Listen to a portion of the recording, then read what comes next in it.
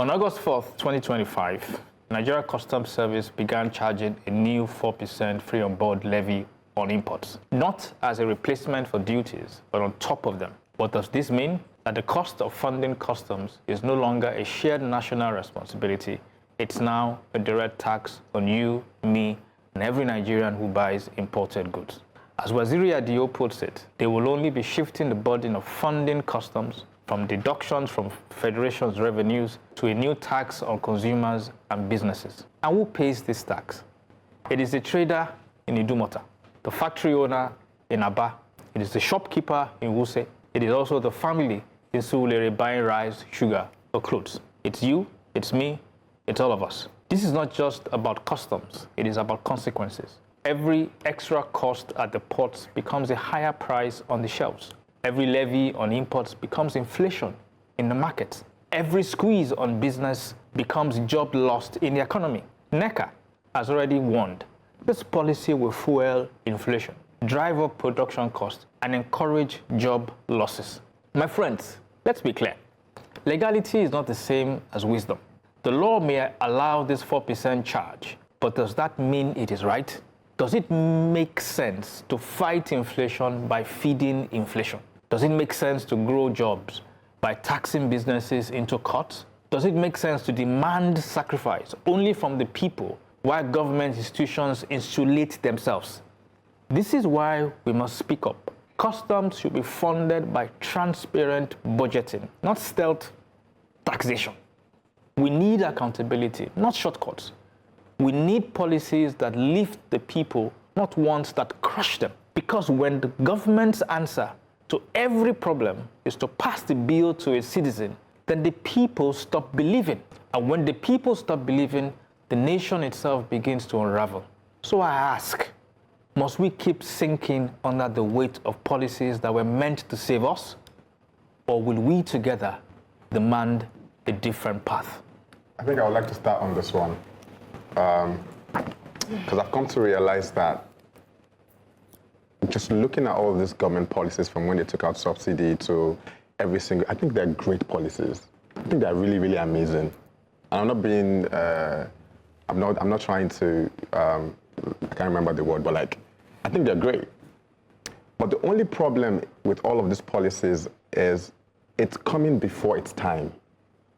There's certain things that has to be put in place that would make this make sense. Yes, taxing importation of goods and all of that would reduce importation. But we don't have factories. We don't have you can do that when Innocent is producing cars. There are different things that are happening within the system. Nobody's buying. Then you force the system and say now you must buy.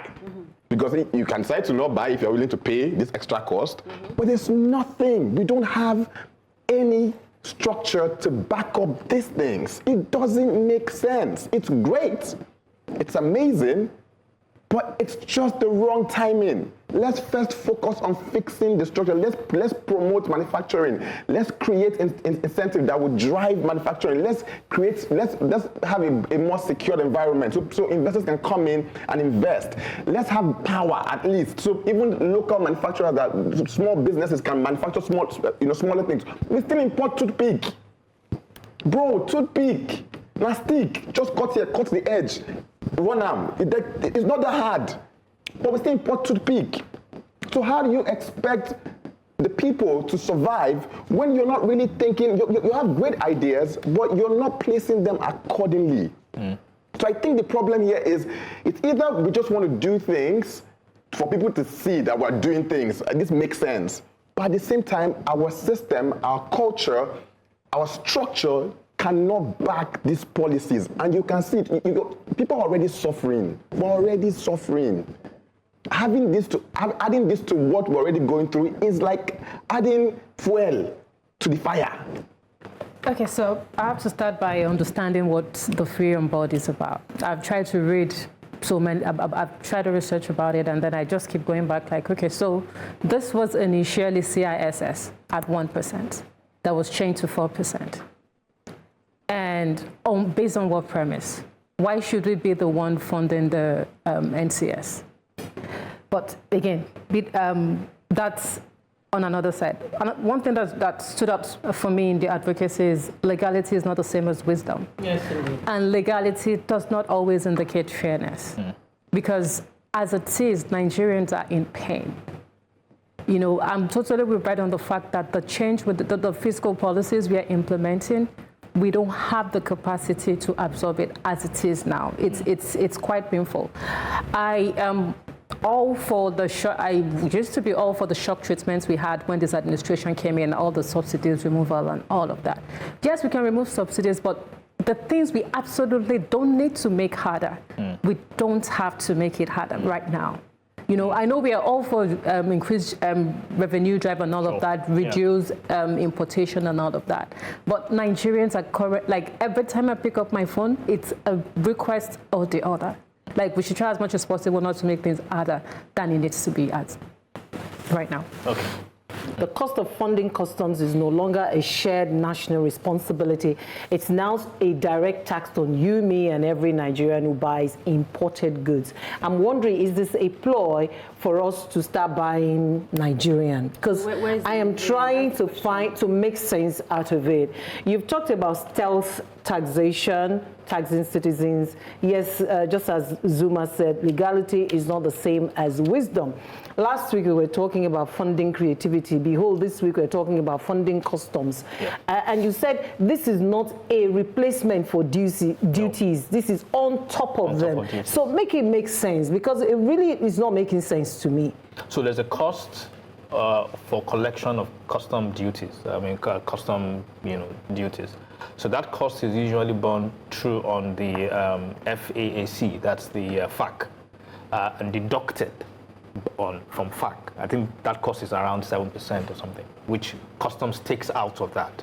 Right. So at some point, this conversation started during the Buhari administration. At some point, the National Assembly raised the issue that why is customs taking as much as 7% out of the revenue they collect? And so there was all this conversation to say, okay, let's let them stop it. So essentially, there was some kind of law passed that stopped the deduction by customs and then asked them to charge a minimum, not even a maximum, a minimum of 4%.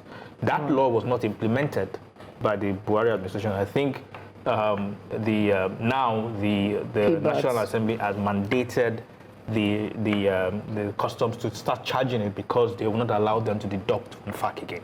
So the cost of collection, which used to be borne by FAC is the Federation account, is no longer borne by that. It's now borne by us. Okay. So this your advocacy. I was even thinking it's executive. This your advocacy is a lot linked to my advocacy when we get there, and which is why I'm just almost in a state of, I don't even know the word. Shock is maybe a lot, but it's good to know that we are all sort of thinking in the same direction, because you're telling us endure, endure, endure. What are we enduring, right? Not to reiterate what everybody has said, I'll just paint a picture of what I feel is happening. So it seems that you have a group of company, right? Or let's say a company, and you appoint a CEO, maybe because there are some issues, and you also want revenue to be increased. And what the CEO comes in to do is to just plaster increase on all the products and think that that's the solution. We all know that that company is going to crash. And that's exactly what this administration is doing. And that's where I rest my case. Rest. So I'm not a prophet of doom, but I repeat, when governments answer to every problem, to pass the bill to a citizen, then the people stop believing. And when the people stop believing, the nation itself begins to unravel.